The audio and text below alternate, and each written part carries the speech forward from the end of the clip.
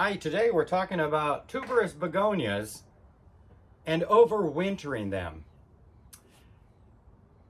I do suggest, if you haven't already, check out my other video on how to propagate your tuberous begonia so you have a few growing in the house on a windowsill or in your greenhouse to increase the number of begonias you have. A couple advantages of overwintering your begonia is that next year your begonia will have more flowers, it will be a bigger plant. You can save some money without having to purchase new ones, unless you find one you don't have. Well, then you just gotta purchase that, right? Yes, of course. So, couple things though. Before you get started, make sure you're set up. I have just some cardboard that I can lay my tubers on after I get them out of their soil, and then after when they're ready to be stored, you can keep them in paper bags. You can keep them in peat moss. You can keep them in vermiculite. Even some sand. I also have access to these cool little boxes, these little cardboard boxes. So I'm going to use these, and then you're going to need somewhere to put your unused soil and something to mark it with. You're going to want to identify, or if you like surprises, you can just put all your tubers in bags, and then next spring put them in pots and wait and see what happens. But let's get started, okay, shall we? So let's take this one here. Okay. So the first thing you're gonna wanna do, and you're gonna wanna do this before our first frost. These are tender plants. When frost hits, these babies are gonna die down. And the one thing you don't want is you don't want your tuber to die. So we're just gonna cut this back. I have a bucket over here, or at least as far as you know, I have a bucket over there that's collecting all of my clippings so that I can add those to my compost. And if I hadn't already started some propagation, some rootings, there's a lot of great material there to do that. So I'm going to cut these begonias so they're down to about an inch sticking out of the soil, so that I can see where my plant is.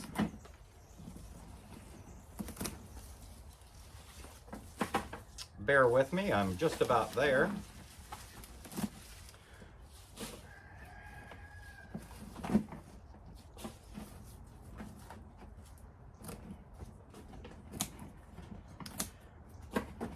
And remember, whenever you're taking cuttings, pruning, pinching back, whatever you might be doing with your plants, please start with a clean, disinfected tool. I use my handy dandy scissors. Oh, look at that! It actually had the name of this begonia at some point, but oh, look, right there it is. Now I know what it is. Aphrodite Rosie. Aphrodite Rosie. I'm going to keep that so that I know what it's called when I mark it and put it in for the winter. Now, you know, the other great thing, so you can also just stop watering your plant, put it in a cool, dark area. You're going to want to keep these over 40 degrees. You don't want it to freeze. Don't let it get too warm, and then just check on it periodically. Most people recommend major holidays, and here in the US that would be Thanksgiving, Christmas. Pick a holiday in January, and then shoot. Depending on your zone, I'm in 8B, but by Valentine's Day, I'm going to be wanting these things watered well, warm, and growing. So there you can see I've cut that back. Now here's the fun part. This was a new one for me this year. I don't know how it was started. It's a tuberous variety, but sometimes when you get them from the nursery, they haven't grown long enough to create a tuber. So let's find out. I have a bin here. I'm gonna dump that in there.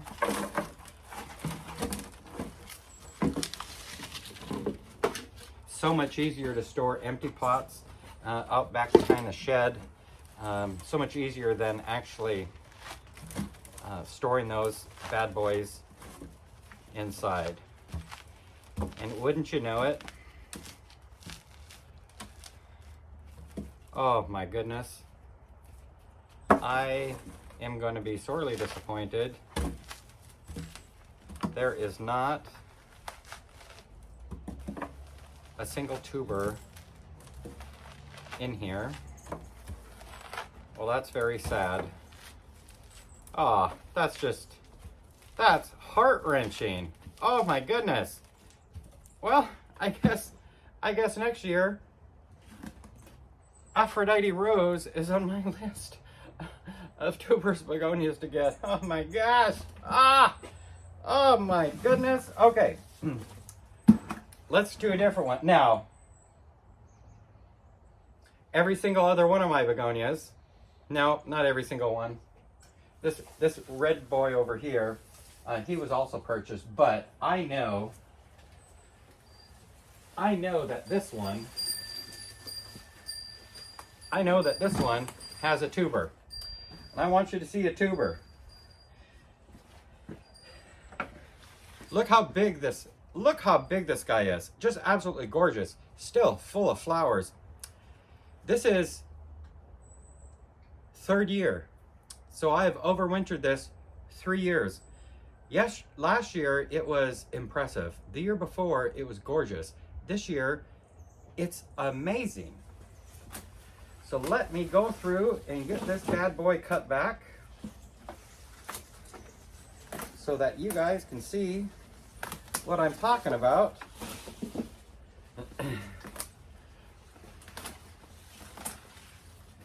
All right, we just keep cutting, keep cutting, keep cutting. This is all going to be great material for the compost.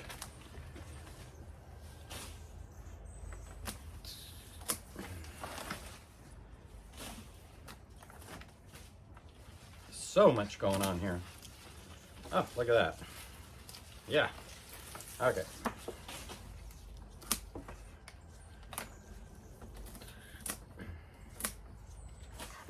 Aphrodite Rose. Boy, that is just disappointing.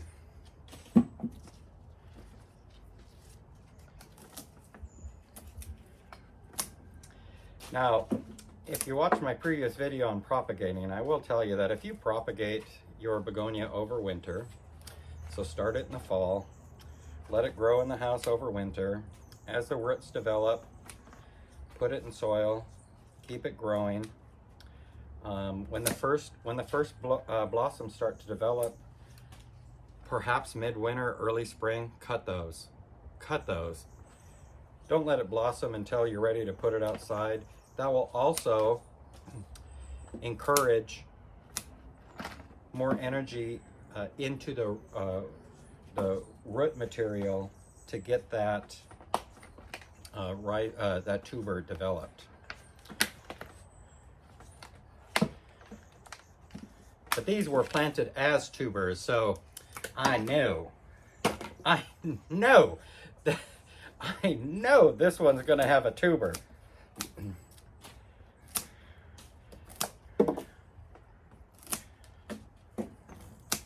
I just got plant material flying everywhere. So, see, there you go. I've cut that big bad boy down. Now I'm going to loosen it out so I can get access to the tuber. And then you just break that, gently break that material apart until you can get to the tuber itself.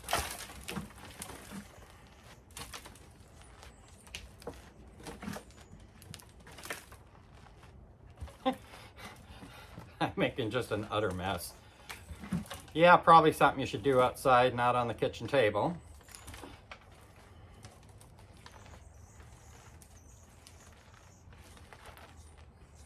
Okay. Oh, I'm starting to feel something. You know, another advantage of overwintering them this way, just as a bare tuber in a plastic bag, is that each spring then you will be planting it in fresh new soil, and you know that can only lead to amazing growth.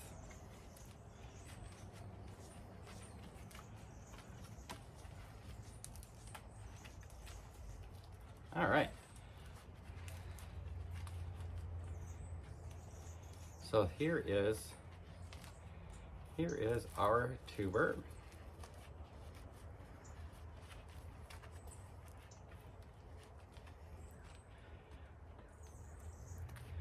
It is probably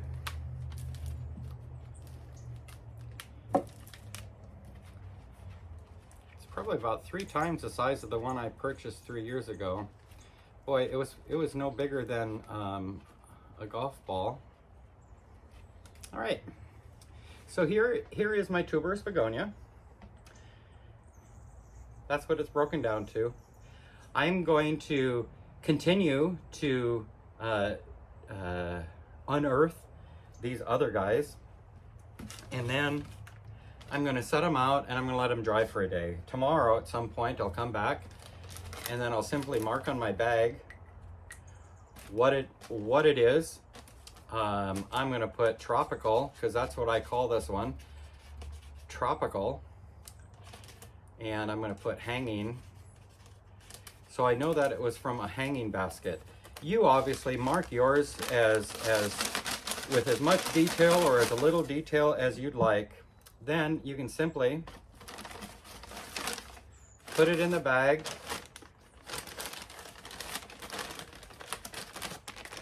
and let it hang out over winter. Just make sure that you keep it from freezing. My goodness, you cannot let that freeze. But hey, let's check out another one. There's one here that I'm really kind of excited to check out. Oh, so this is a potted one, or potted versus hanging. Look at that. Look at that. Isn't she gorgeous? So I'm going to cut this one back.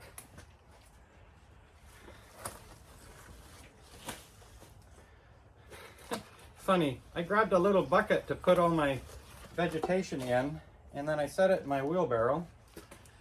And, well, my wheelbarrow is full just off of that one plant.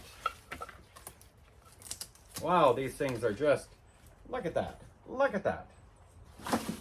Just something else here.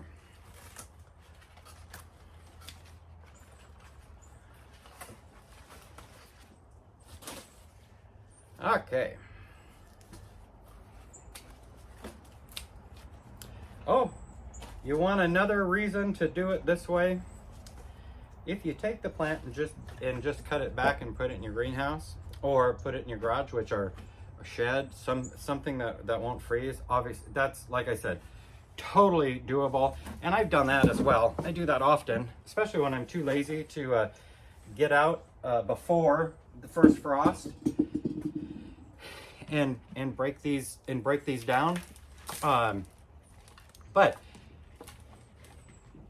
when you're bringing that into your greenhouse, if you have other things growing in the greenhouse that you're overwintering, maybe it's your pelargoniums or your bergmansia or who knows what, you're trying to overwinter some annuals. One of the things that you risk is bringing in bugs and disease, an opportunity for mold to form. And this is a great way to reduce that. Okay. Oh, look at that. Look at that. And when you're breaking the soil away, also be checking for rot.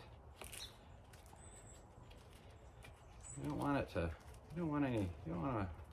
store one that's got some rotting material. Okay.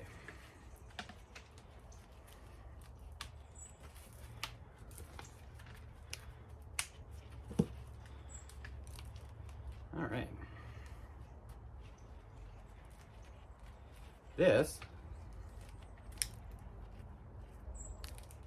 will be a great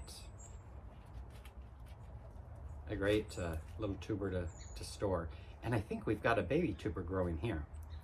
I'm gonna leave this one on here, and next year, I'm gonna pay attention. I might be able to separate that and have an additional tuber. So again, that I'm just going to set out and dry with my other ones. And I'm gonna mark that actually on the pad where I'm drying it as my tropical pot. And we're just I'm using my own shortcuts. You don't see what I wrote down, but for all you know, I wrote down its dimensions and size, but you know what, to be honest, I just wrote teapot. Teapot. Goes in a pot. Tropical colors. To me, I'll know what that is. Again, you mark yours how you would like to mark them so that you have as much or as little information as possible. Now remember, I had mentioned I had these little boxes. So the ones that I'm going to store in the boxes, and actually my potted ones, I really don't care which color is which. Each one's going to go in its own pot, and I'm not particular about what pot it goes in. They all grow in the same area in my on my patio, as well as they grow in the same area. And what I'll make my choices on is based on the size of the tuber. So if I have some different size pots, I'm going to put the smaller tubers in the smaller pots, just because in my head that seems to make sense. But I have some peat moss. Now just relax, I got this peat moss a couple years ago before I realized all the drawbacks of peat moss from a environmental standpoint. Also, I do not have an unlimited budget, so I didn't get rid of it. I would hope that when I'm done using this, I can use another form of material, perhaps vermiculite, though I find that incredibly expensive, or sawdust or shavings, wood shavings. With begonias, could even just use dry soil. You don't want those to store wet. But what I will end up doing is I will put a little bit of peat moss in the box, and then I will put my tubers, I will line my tubers up in the box, and then I will cover them with a little peat moss. You know, very similar to, you know, when you buy your tuberous begonias in the spring at the nurseries or big box stores, they come in those little bags and there's a little bit of peat moss in there. Essentially, you're just replicating that. But you do want to check so they don't get too dried out over winter while they're chilling out. So, all right. Pretty simple. That's how you do it. Remove the soil. Cut it back, remove the soil, mark it how you'd like to have it marked, let it dry for a day, and then either put it in, I had these nice little paper boxes, you could use your, whatever you've got. You got a plastic bin, put a little sand, dry soil, or peat moss, vermiculite, whatever you want there, and layer them, not too compact, but layer them, so that they're in there, and let them hang out somewhere where they're not going to freeze, ideally in like a 40 to 50 degree room, dark room, perhaps a closet somewhere that's not heated. I'll use my garage. You can also use a greenhouse, or if you're in an area where you can put them out in a shed that doesn't freeze, or a shed that's got maybe a little heat source of some form, that will also be a great way to store them. And then just don't forget to get them planted next spring, early next spring. If you're in the northern hemisphere, northern climates, I would recommend get them started indoors in a greenhouse late January, early February. So by the time it's warm enough in your neck of the woods for plants to be outside, you can move them out. They'll already be growing, and then you can just care for them and enjoy them all season long. I hope you've enjoyed this. I hope you found it informative.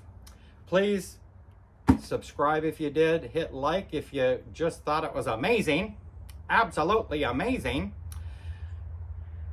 But either way, thank you for watching. Save your begonias, save some money, and have some amazing flowers next year. Follow me for more tips and tricks as we put away the rest of the patio for the winter in the coming weeks. Bye now.